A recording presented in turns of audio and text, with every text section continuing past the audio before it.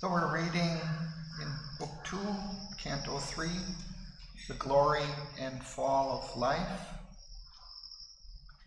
page 123 at the top. So Aswapati is traveling through the inner worlds. He has already undergone a great tapasya, has achieved a very high station of consciousness in which he can look upon all the inner worlds in a single view, take them all in, and not only observe them, but enter into their life and their spirit. He has the feel of them. So he began describing the worlds of subtle matter, worlds very close to our earth. And now he's moved into the worlds of life, the vital worlds. And in this canto, he is taking a view of the whole range of these life worlds, the highest to the lowest. So there's a wide range, different levels of these life worlds. And here he's giving us an overview, and afterwards we will go through a whole series of different levels of these worlds in greater detail.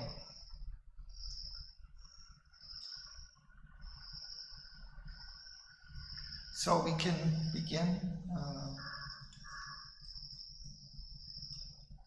Toria, would you like to start? But here where was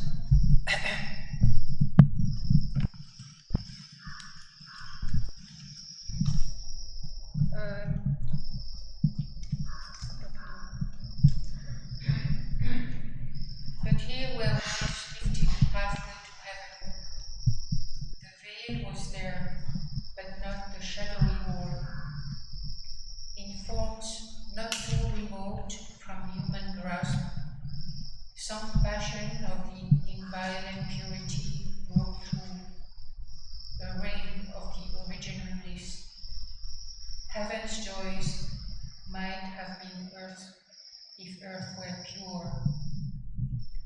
There would have reached our divinized sense and heart some natural felicities, bright extreme, some thrill of the supernatural absolutes. All strength could laugh and sport on earth's hard roads, and never feel her cold edge of pain. All love could play, and nowhere nature's shame.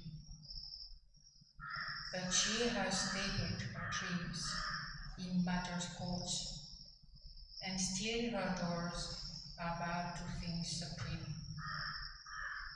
These worlds could feel God's breath visiting their tops. Some glimmer of the transcendent hell was there. Thank you. Let's pause.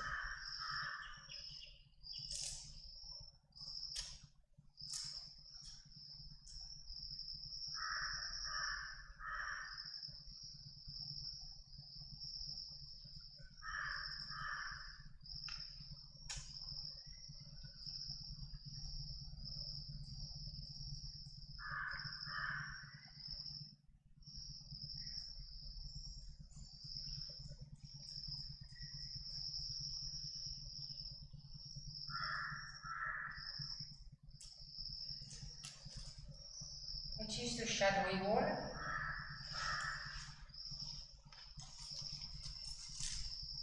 Well, I think that's kind of a barrier that we experience here, shielding, let's say, the rays of the higher spiritual realms. The veil, it's the same as the veil. Like a veil, but a heavy wall more than a veil.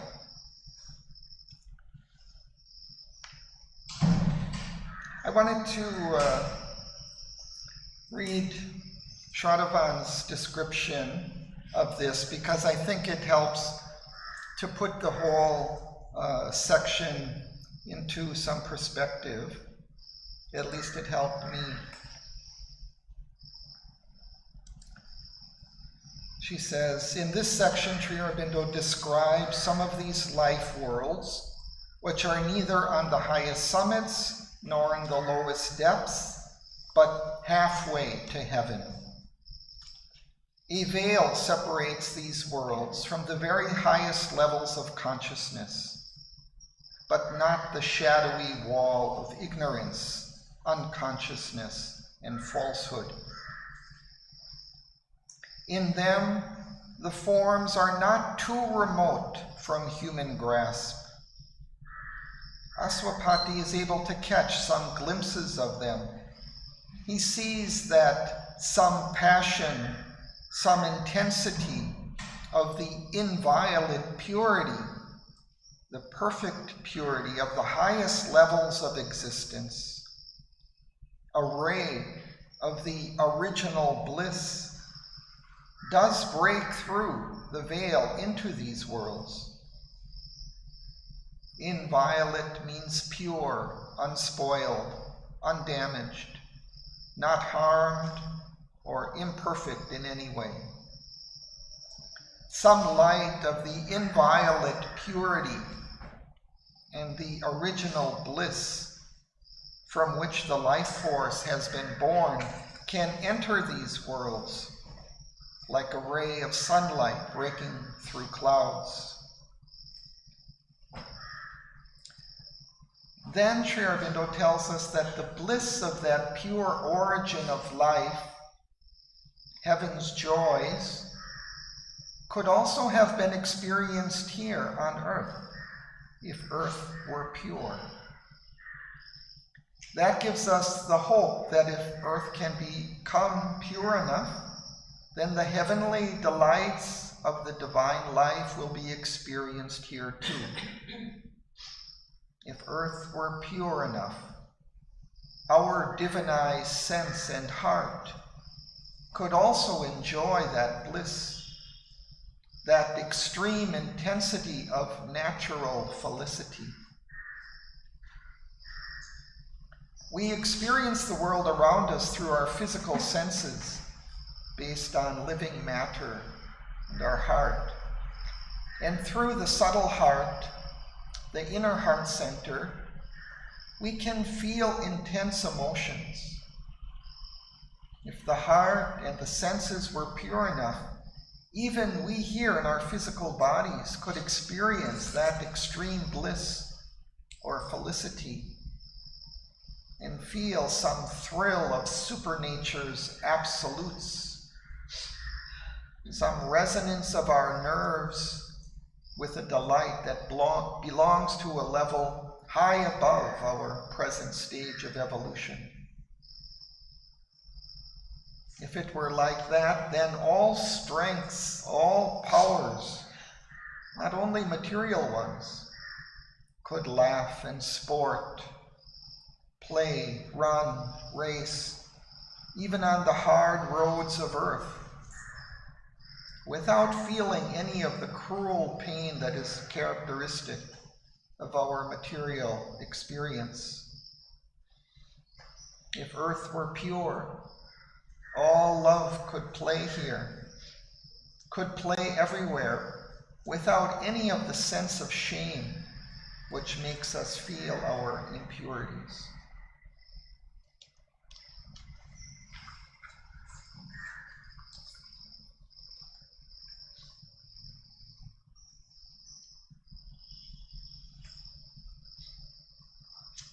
So one of the key things is that these worlds are kind of situated halfway between the highest and the lowest.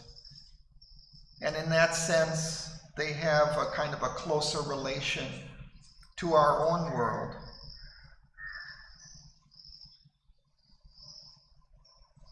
and something of their qualities and characteristics could almost be experienced here in our world if it were pure or purified.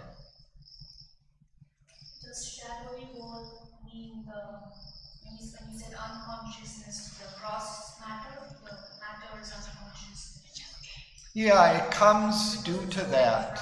It comes due to that heaviness of the inconscient material base that we have here that is part of our earth existence. So that creates a kind of a barrier to the rays of that higher light coming in. It's not as unconscious as that, but still the veil is there. Yeah, it's a heavy veil, a heavy curtain lies between here. In that world, it doesn't have that. It just has a very thin veil, shielding it in a way, covering the higher spiritual light, and just kind of as if kind of like a lampshade, kind of creating a kind of a glow, but allowing the light to come through.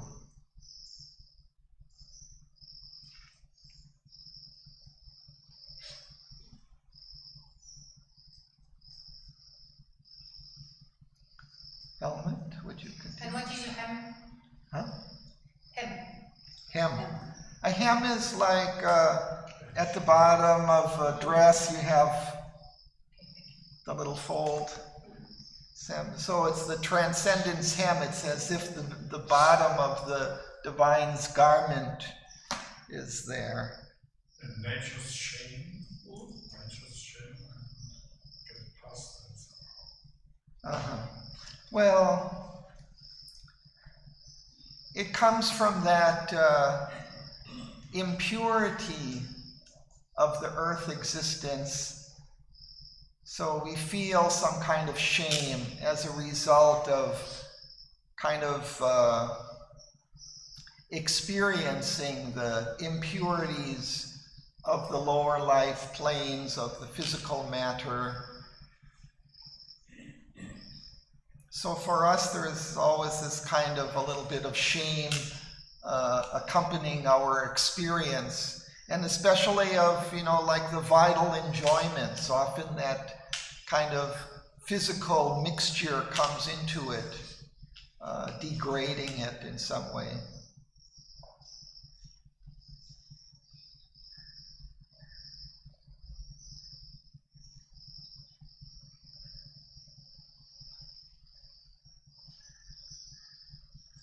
So that isn't experienced in that world, because it doesn't have that impurity. It's pure nature without the matter. Yeah, even pure vital nature without that mixture of the physical. Because all of these worlds that he's describing are created in the descent of consciousness from above, from the higher realms, from the spirit going down. So they don't have within them this physical material substance, and also those influences of the dark subconscient and inconscient realms. All of that is missing from those realms. So it's much lighter and purer. Our world has come because it has arisen out of that inconscient base.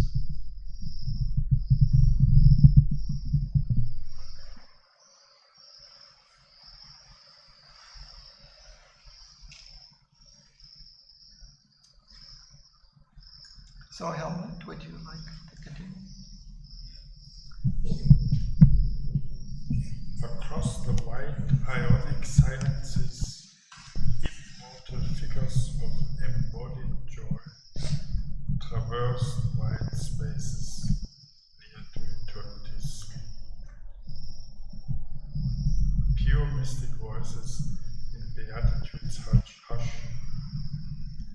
appealed to love's immaculate immaculate sweetnesses, calling his honey touch to thrill the worlds, his blissful hands to seize on nature's limbs, his sweet, intolerant might of union to take all he needs into his Saviour's arms, drawing to his pity the rebel and the wild, to force on them the happiness they refuse.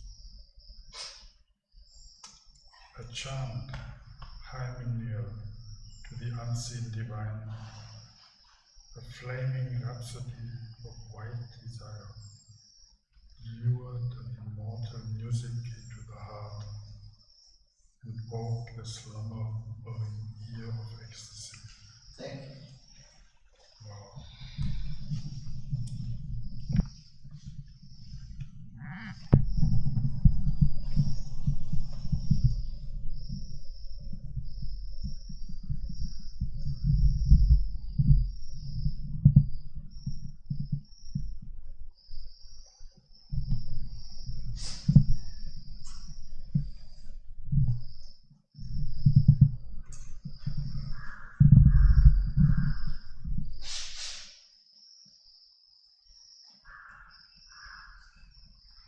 What is eternity's sleep?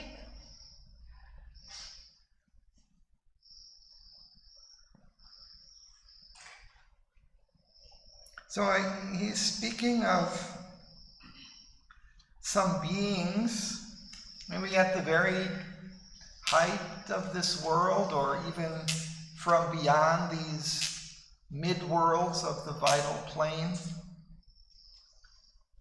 So they are kind of coming close to the spirit, to the silence of the spirit. So in that realm, on the very heights of these worlds, there are wide spaces near to, let's say, the spirit, the pure spirit, the silent spirit.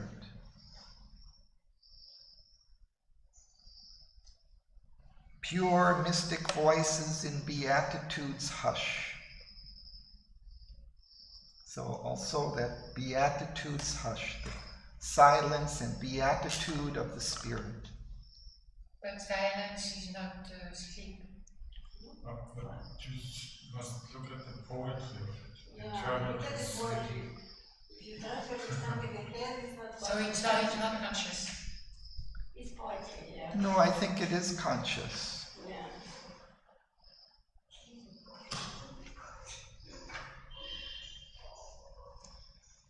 I think it's sleep in the sense that it's not active.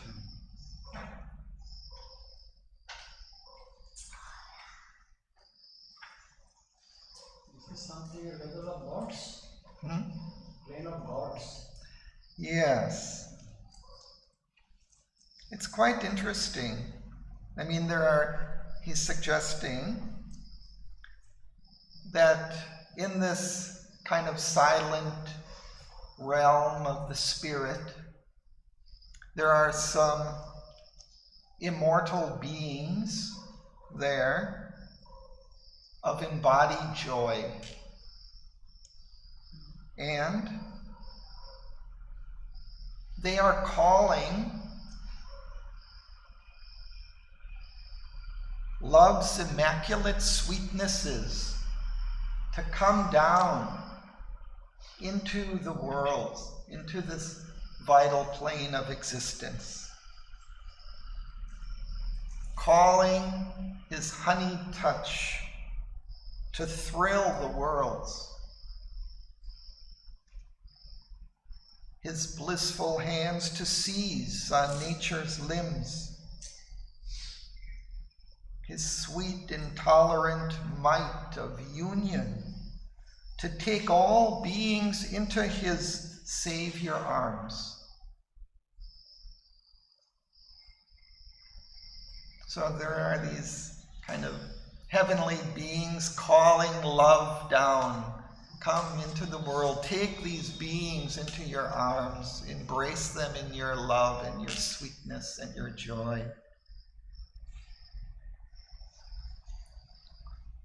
Actually, this method of sweet intolerance is quite beautiful. It's like it's very paradoxical. Sweet and intolerant. Since they have nothing to do together. Sweet and intolerant have nothing to do together.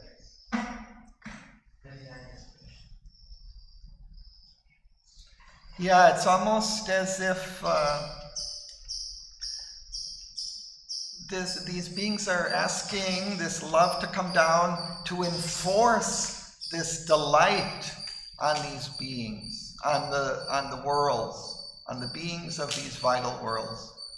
Come, even if they refuse, come, enter into them. Force your delight on them that they refuse or are unable to accept. All the avatars come for that, and they cannot make it. All the avatars come for that, they cannot really make it. We are quite starving.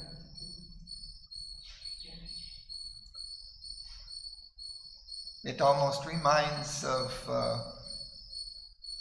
much later in the poem when Aswapati is imploring the Divine Mother to descend, and kind of saying, don't wait any longer. It's like, come now, incarnate in this world. You really, how long can we wait, for that delight? So here, after take all beings into his Savior arms, drawing to his pity the rebel and the waif. So even, come enforce your delight on even those who refuse. And the waif is like an abandoned child that's just wandering, who has never really known love and delight.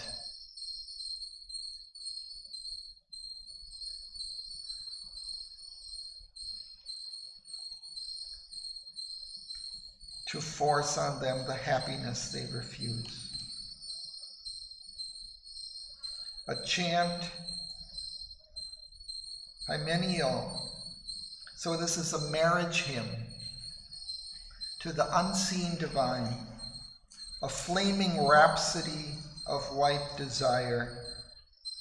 A rhapsody also is kind of an impassioned, emotional, musical composition, or sometimes poem recited kind of in a musical way, but full of intense emotion.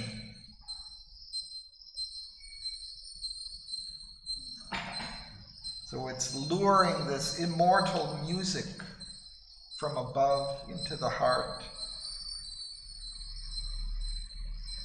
waking the slumbering ear of ecstasy. That slumbering ear, it's kind of asleep to those higher melodies. But it's waking them with the beauty of this music.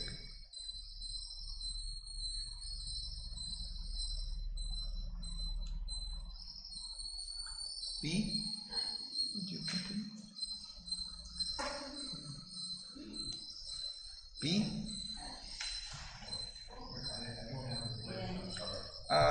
Page 123.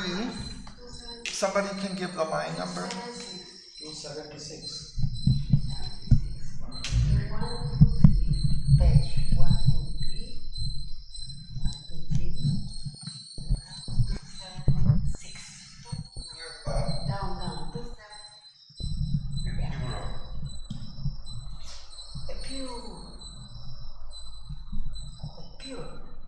For a pure, firier sense had there been its home, a burning urge no earthly limbs can hold. One drew a large, unburdened, spacious breath, and the heart sped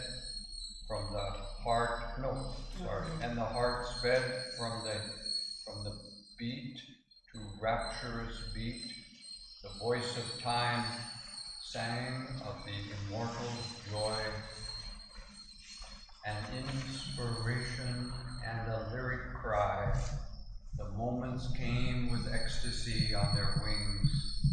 Beauty unimaginable moved heaven here, absolved from the boundaries in the vasts of dream. The cry of the birds of wonder called from the skies to the deathless people of the shores of light. Creation leaped straight from the hands of God. Marvel and rapture wandered in the ways. Only to be was a supreme delight. Life was a happy laughter of the God of the soul, and joy was king with love for its minister. The Spirit's luminousness was bodied there. Thank you.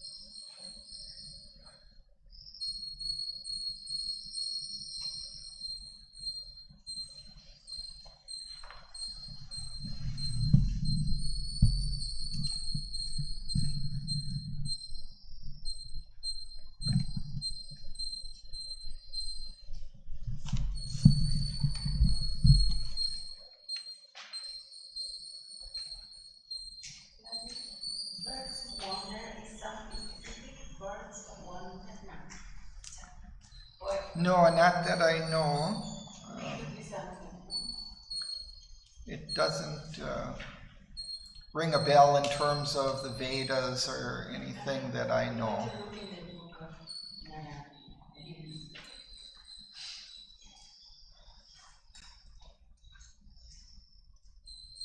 The mother has always spoken of the bird of peace, or the bird of grace, and Sherman, those poems, the blue bird, everything is symbolically as written.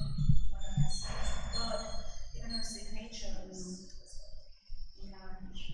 something like a grace descending.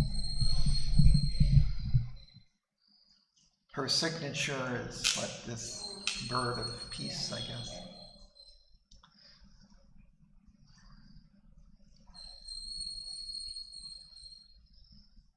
We can imagine that they are, birds in a way are symbolic of that, delight from above. They're also flying in the sky, kind of between the earth and heaven, expressing something of that beauty of heaven in their song, like this one. And I think Sherman said birds are always symbolic of soul and spirit.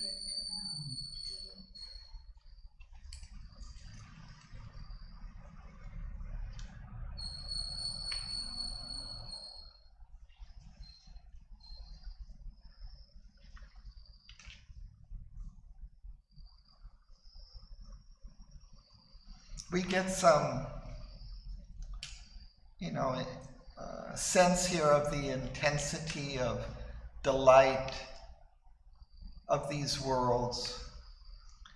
Although in the beginning he calls them, halfway to heaven, they seem quite heavenly and divine in their nature as he describes them here.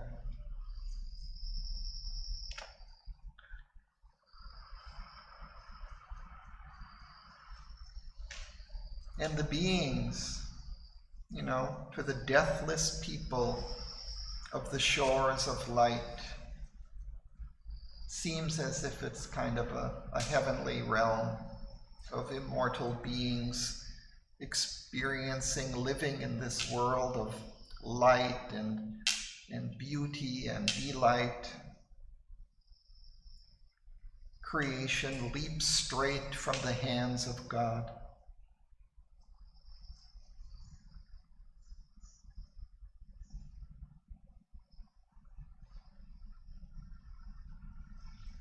Life was a happy laughter of the soul, and joy was king, with love for minister.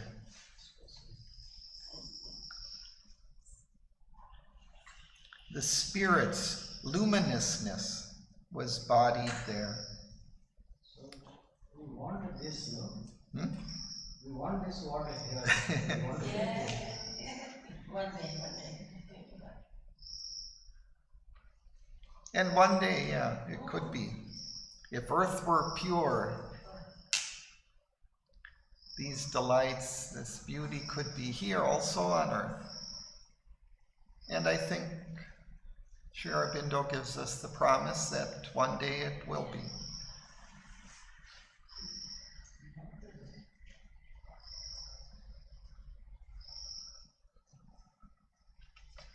Sir, would you like to read next?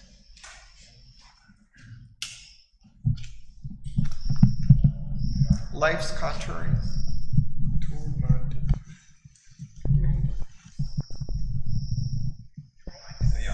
Life was a happy laughter of the soul, and joy was king with love of minister.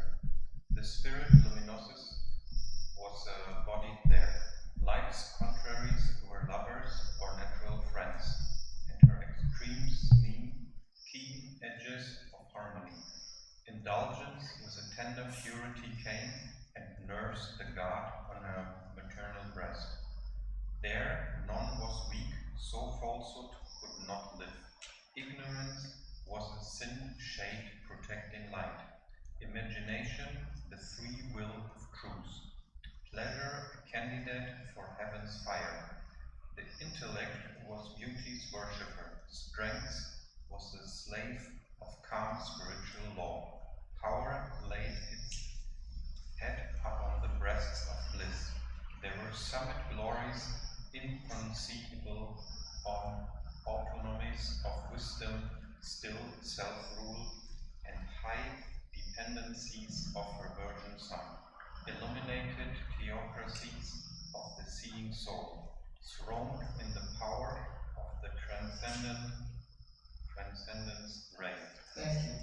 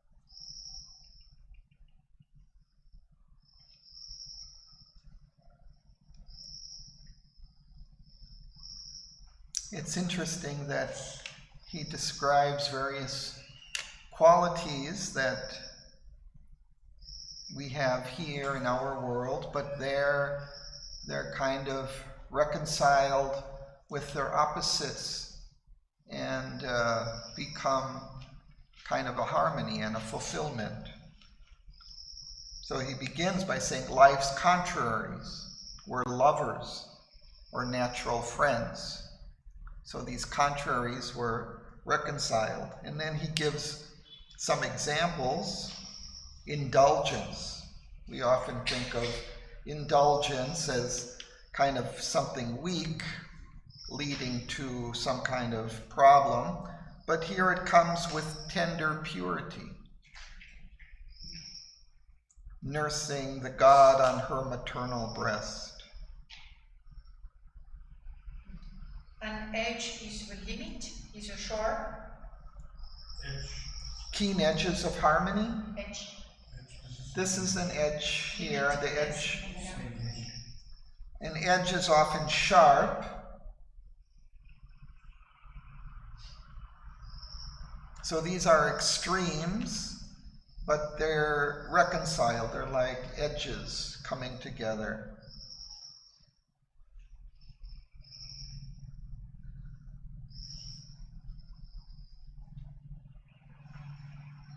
And he's explaining in a way why there is this harmony there, because there none was weak.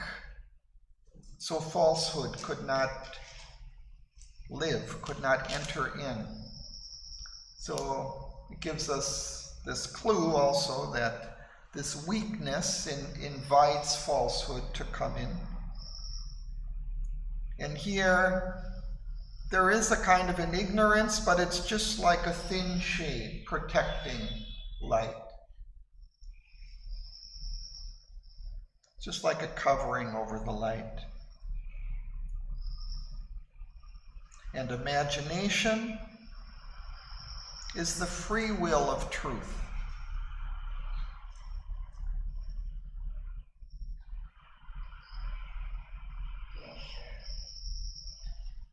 Pleasure, a candidate for heaven's fire.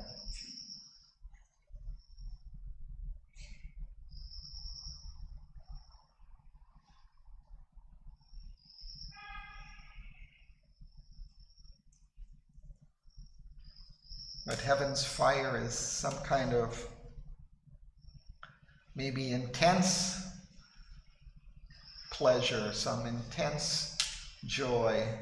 Pleasure is kind of a candidate for that. It can become that.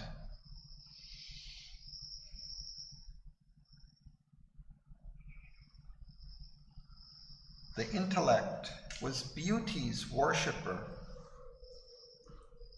Not something kind of cold and remote, abstract, but reconciled with beauty and even worshiping beauty, giving expression to beauty, subservient to it. I think that this can be the good teaching for the all leaders of countries, democratic countries.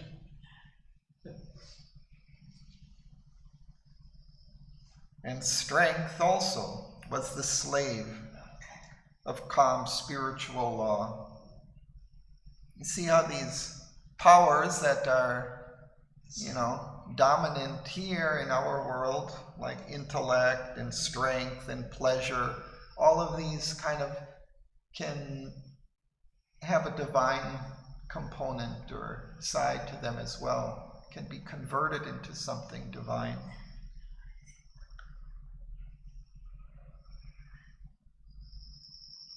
And power laid its head upon the breasts of bliss. They were originally divine, they got tinkered. Yeah.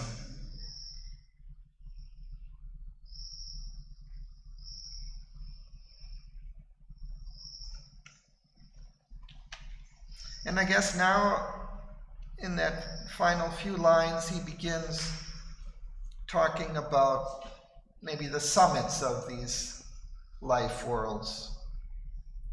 So there were summit glories, inconceivable autonomies. That's like a single rule of wisdom's still self-rule, and high dependencies of her virgin son. illumined theocracies of the seeing soul. A theocracy is a kind of a government ruled by God, by the divine.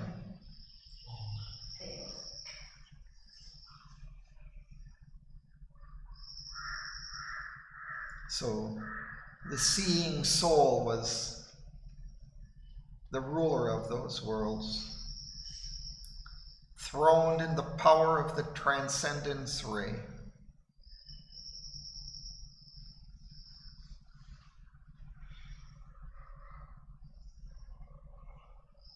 And he'll give some more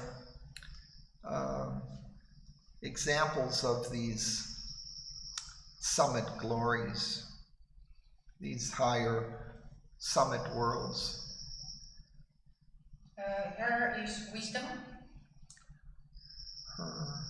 high dependencies of her virgin son. Is wisdom or life? I think he's speaking of wisdom.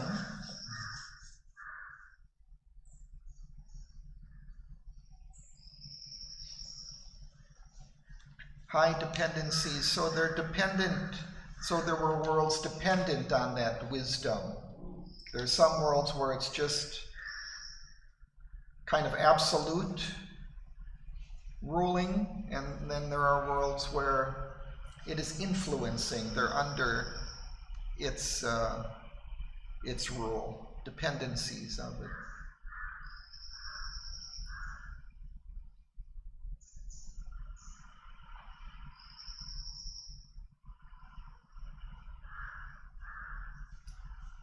Nitya, would you like to continue?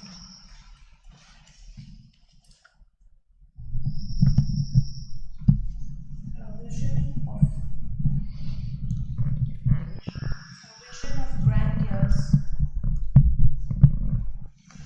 a dream of magnitudes, in sun-bright kingdoms moved with regal gait. Assemblies, crowded senates of the gods, life's puissances reigned on seats of marble wood. High dominations and autocracies, and laureled strengths and armed imperative minds. All objects there were great and beautiful. All beings wore a royal stamp of power. There sat the oligarchies of natural law. Proud, violent heads served one calm monarch rule. All the soul's postures donned divinity. There met the ardent mutual intimacies of mastery's joy and the joy of servitude, imposed by love on love's heart that obeys, and love's body held beneath a rapturous yoke. All was a game of meeting kingdomacies. Thank you.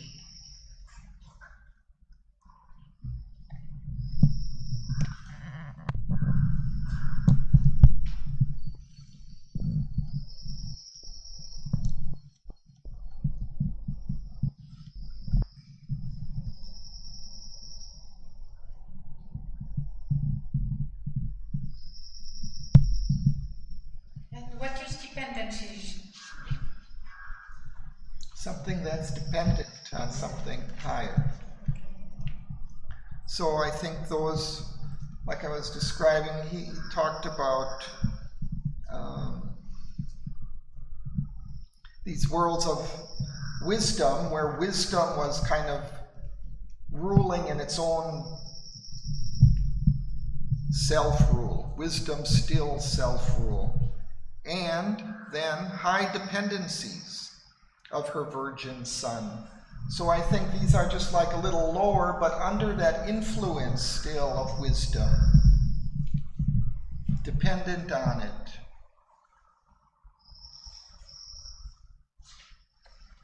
That's how I interpret.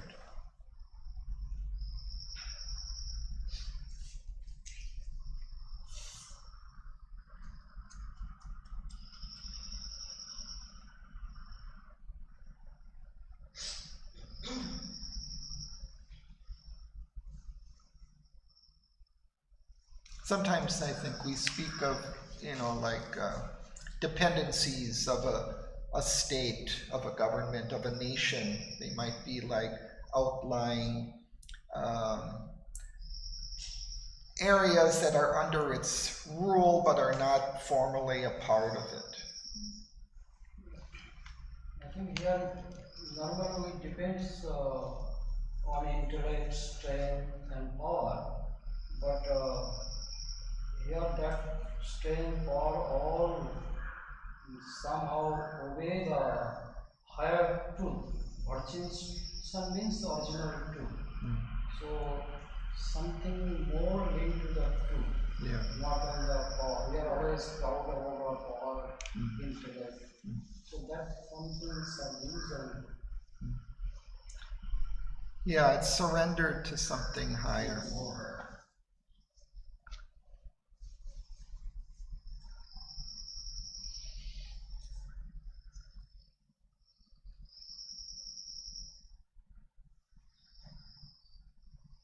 But now he gets into worlds where it's not wisdom so much in control, but power. And he starts speaking about high dominations and autocracies and laureled strengths and armed imperative mights. Life's puissancies reigned on seats of marble will. So he's talking also at these heights where there's this strong power, but still it's harmonized. It's not, it hasn't become degraded yet. It has this great power, but still it confers that power also onto its subjects. The subjects willingly accept that domination by it. Something like ideal.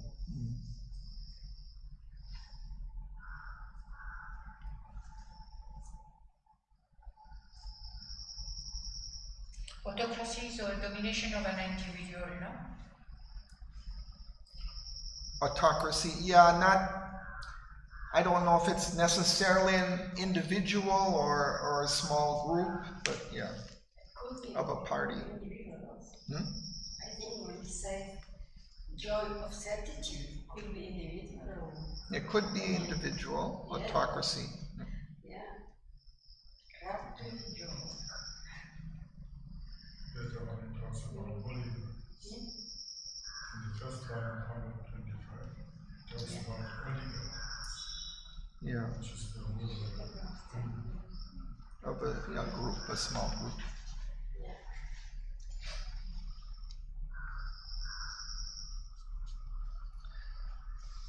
And then he gets into that idea of accepting the rulership of this power. There met the ardent mutual intimacies of mastery's joy and the joy of servitude, imposed by love on love's heart that obeys, and love's body held beneath a rapturous yoke.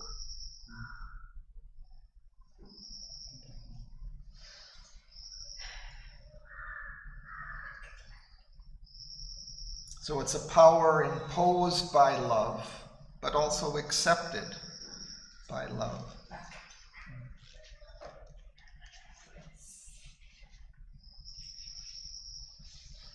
Yeah, I think that was perhaps more the ideal of the kings, the royalty, that they were very powerful and controlled, but it was a benevolent kind of power.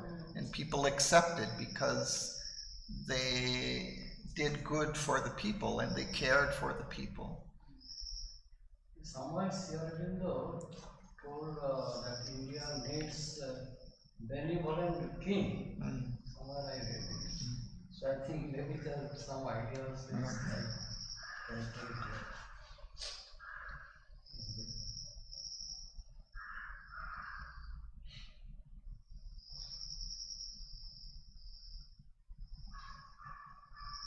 It's good the way he's making everybody a king. All being at the royal stamp.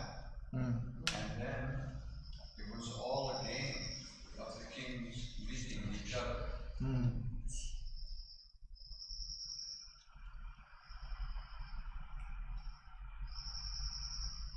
Mutuality.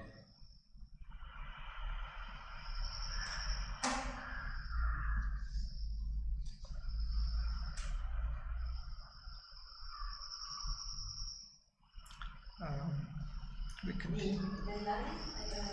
I think we're at for worship lifts. 325. For worship lift the worshippers bowed strength. Close to the God's pride and bliss his soul adores. The ruler there is one with all the rules. To him who serves with a free equal heart. Obedience is his princely plainest whole. His nobility is coronet and privilege. His faith is a high nature's idiom. His service a spiritual sovereignty. They were realms where knowledge joined creative power in her high home and made her all his own. The grand illuminate says her gleaming limbs and filled them with the passion of his ray, till all her body was its transparent house, and all her soul a counterpart of his soul. And I thought that I had stopped, sorry. Apotheosis is transfigured by wisdom's touch. Her days became a luminous sacrifice, an immortal moth in happy and endless fire. She burned in his sweet, intolerable blaze. Thank you. That's possible.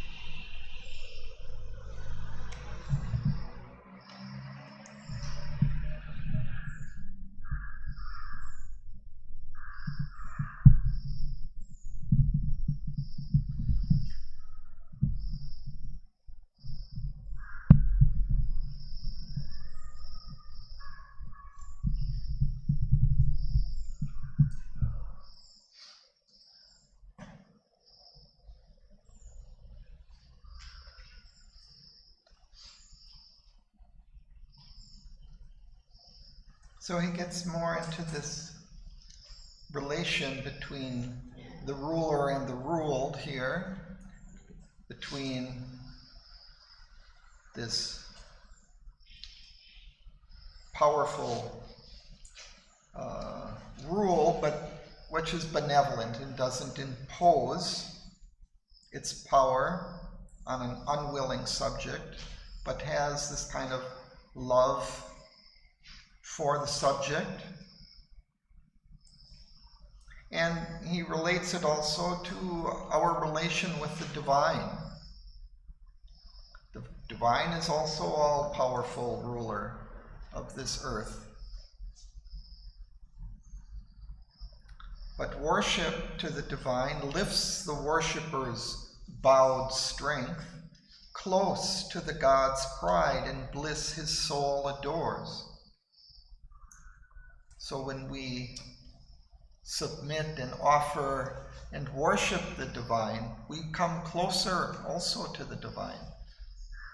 That divinity enters into us. We partake of that.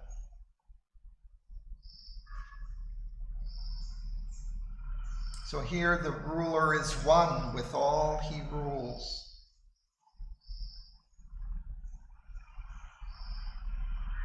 And to those who serve with a free, equal heart, obedience is his princely training school. So through obedience to the ruler, we learn to become more like the ruler. It's his nobility's coronet and privilege. His coronet? Coronet.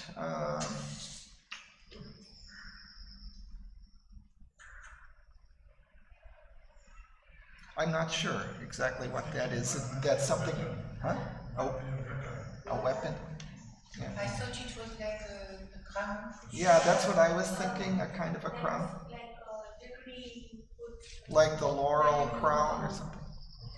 when you achieve something and Yeah, I'm not sure. coronation. Yeah, coronation we speak of. They confer you That's- feather on the head. It's like a crown, huh? From corona, from the Latin corona. Something that is in your head to coron you. Yeah, corona. Yeah. From the Latin. Yeah.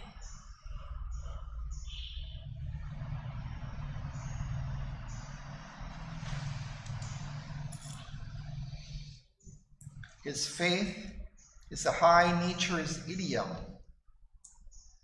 An idiom is a kind of a linguistic usage familiar to native speakers. So an idiom, it's kind of something that's understood by people familiar with a language, or, you know, kind of a particular kind of a sense of a word or a phrase. So coronet is a simple crown, especially worn by lesser royalty and peers or peeresses. So it's a crown, but kind of a lesser crown, a simple crown for not the highest king, but for princes or...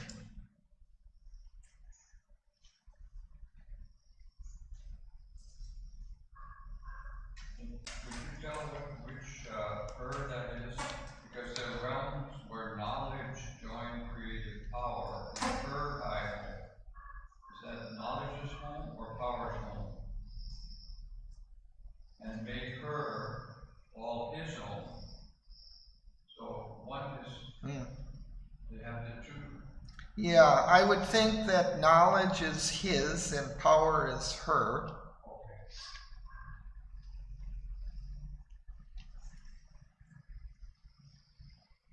And then he continues, the grand illuminate seized her gleaming limbs and filled them with the passion of his ray,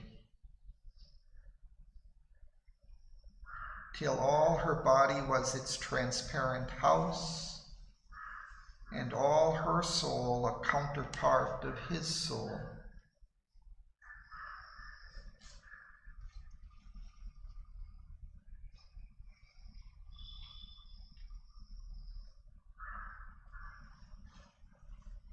When we think of like Ishvara and Shakti, Shakti is more the power, Ishvara is associated more with the will and knowledge, the Purusha. I think here her is light in general. But this is coming just after that previous line. It's, you know, part of the same sentence here.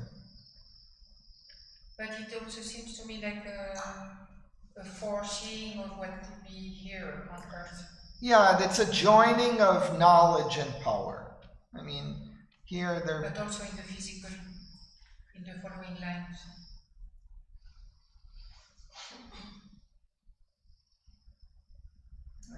I don't think knowledge and power are specifically he or she. They're both both joined together in that realm. There are realms where they're joined.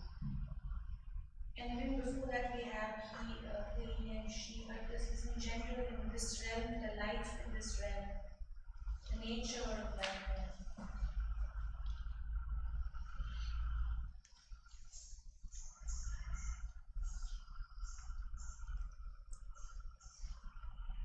Later he says, More coming to sort out also, because it keeps going. yeah, so we can perhaps continue.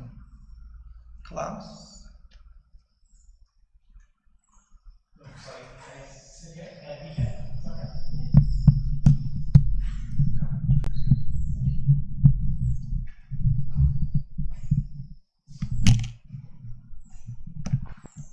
The captive life wedded her conqueror.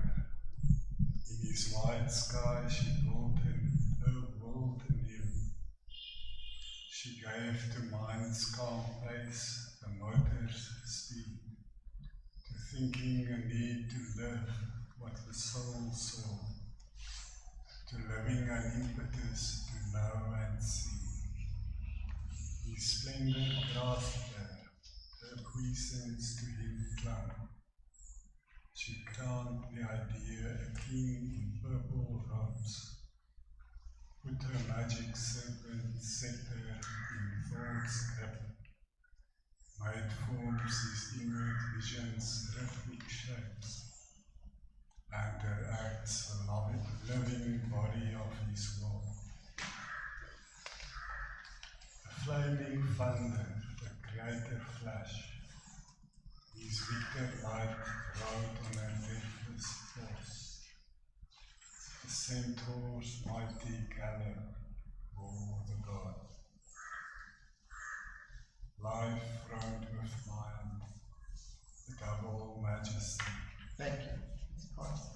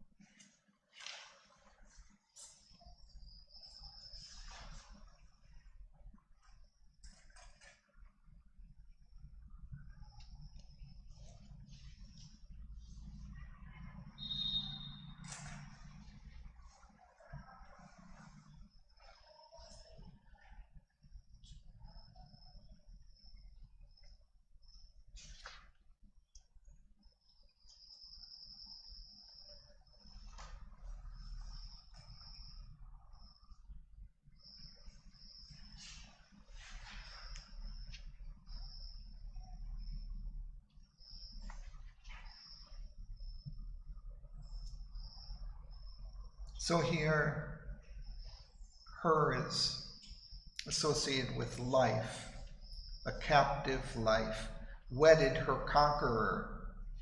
Here, her conqueror seems to be mind, as he says in the last line that Klaus read. In his wide sky she built her world anew. She gave to mind's calm pace the motor's speed, to thinking a need to live what the soul saw.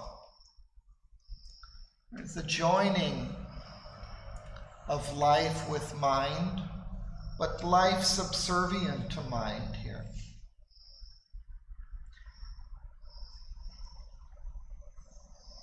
Not just subservient, but almost serving as equals. She wedded, they're wedded here, as if king and queen.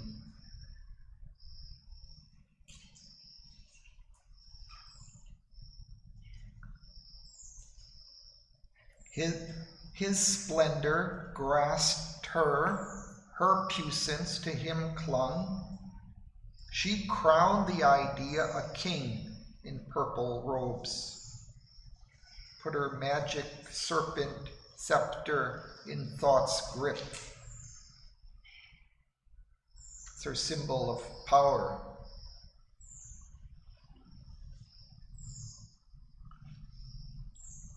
Made forms, his inward visions, rhythmic shapes, and her acts, the living body of his will.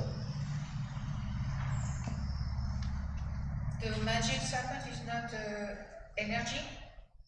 Could be energy? Yeah, I think so. It's symbolic of that. Why the serpent is always associated with women? I don't know what is it. Also sure women have magic serpent.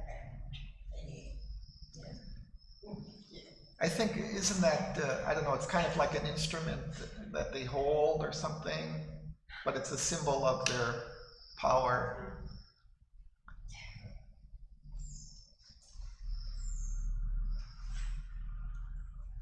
It's just thought and implementation, you know, so you have to have the knowledge and the power. Mm. Because if you just have one, then you're lost. Yeah. So this is that interplay.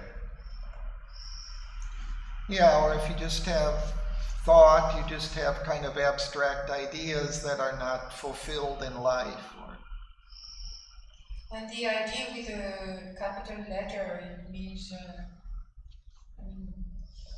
It means the life principle, I guess.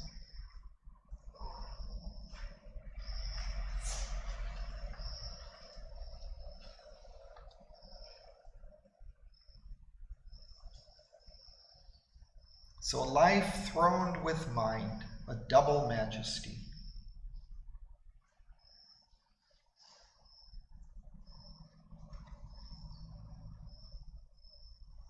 Nitya, would you read next?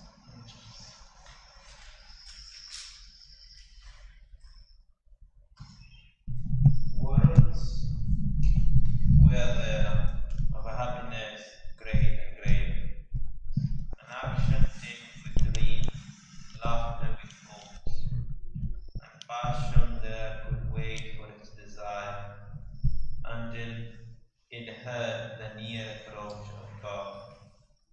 Worlds were there of a childlike mirth and joy, a carefree youthfulness of mind and heart, found in the body a heavenly instrument.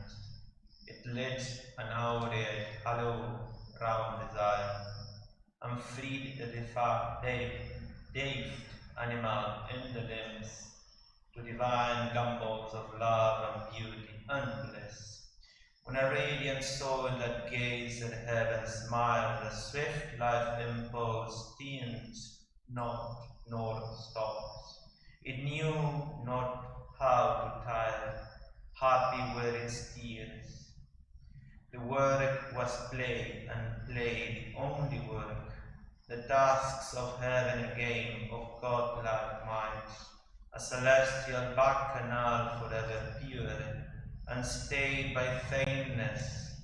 As in mortal frames, life was an eternity of rapturous moods. Age never came, care never lined the face. Thank you.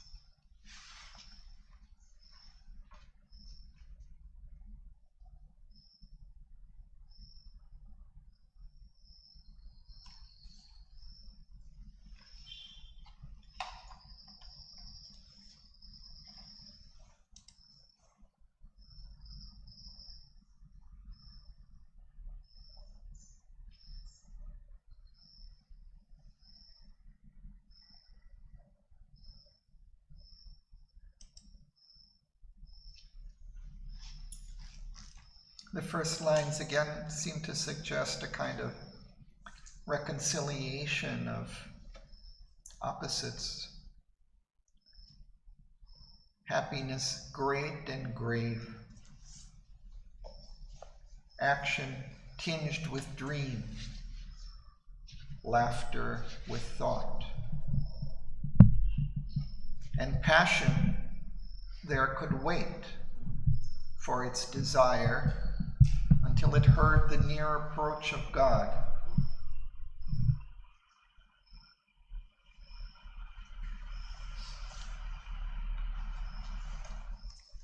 And then worlds were there of a childlike mirth and joy, a carefree youthfulness of mind and heart, which found in the body a heavenly instrument. It lit an aureate halo round desire. Aureate is golden, or gilded, or brilliant, splendid. And freed the deified animal in the limbs. So even in the physical, it brings out the deified animal, divinized, to divine gambols of love and beauty and bliss. Gambols are like playful skipping or frolicking.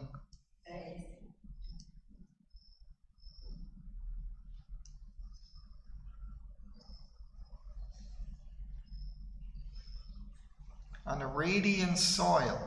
So again, he's bringing in the physical, but kind of transformed or enlightened, that gazed at heaven's smile, a swift life impulse, stinted not nor stopped. Stinted not means that it gave in full. It didn't limit itself.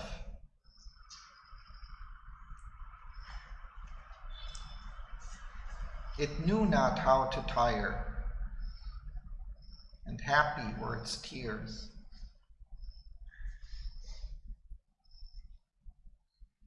Their work was play, and play the only work. The tasks of heaven, a game of godlike might.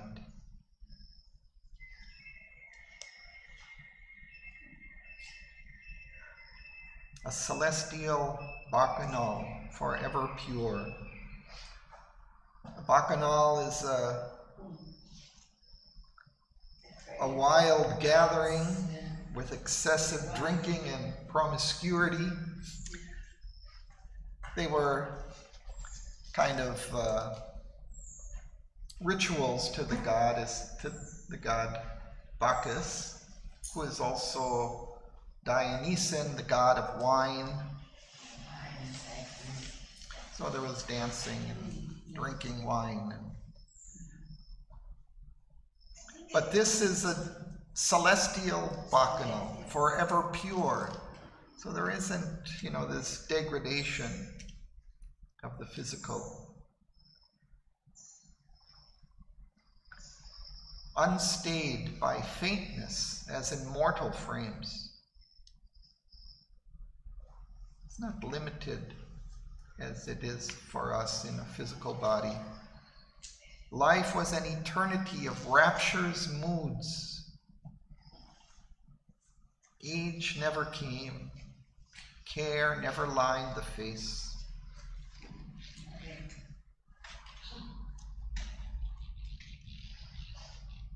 It's a kind of immortal life. Enjoy, delight.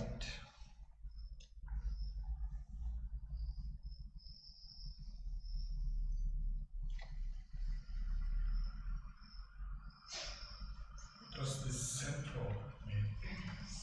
Center? Yeah, I know what it is, but what does it symbolize? It's 355.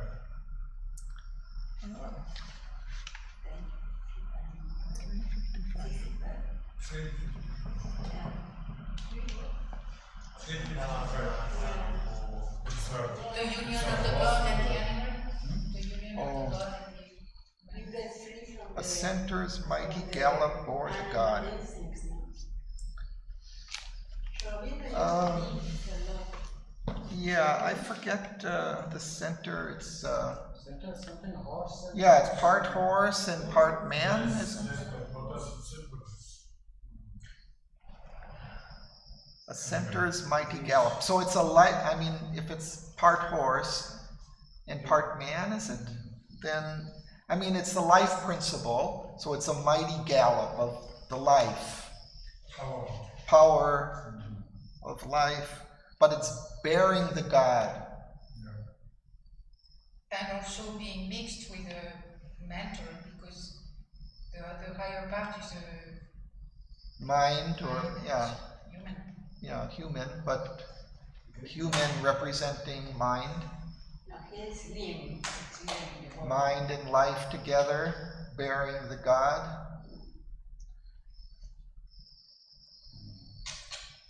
When Auroville uses limbs, he talks about the earth life. Limbs, he uses a lot the word limbs. And for me here is clear, that it's divinize the animal life, our desire. Which line do you refer to? Sorry? Where is this? 365. He feels that there is an animal in the limbs. Where is this line? But 365, the one that you said before. 355. Yeah. You said Centaur. about this one. Doesn't say limb. it doesn't say limb, it's speaking of a Auroville uses centaur. the word limbs, not only here. Yeah, he uses it in other places. So later, I don't have the line number, but it says, and freed the deified animal in the limbs to divine gambols of love and beauty and bliss. So there, it's bringing out, This is not vital in Yeah. something it's else. bringing out the divine within the physical. Actually.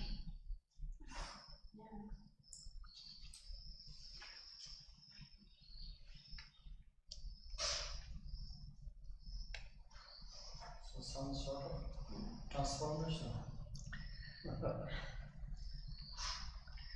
Yeah, but this is still in that higher planes of the life worlds.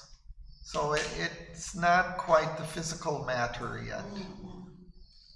It's a subtle matter. It's a subtle substance of the worlds there.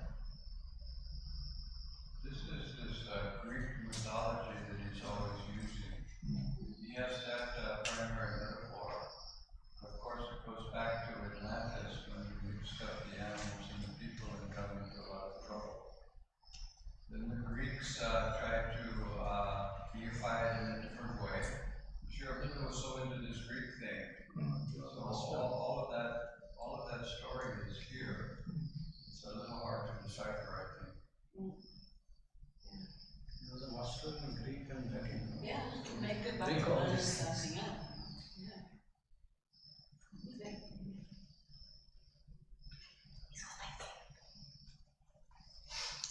I think we'll stop there for today.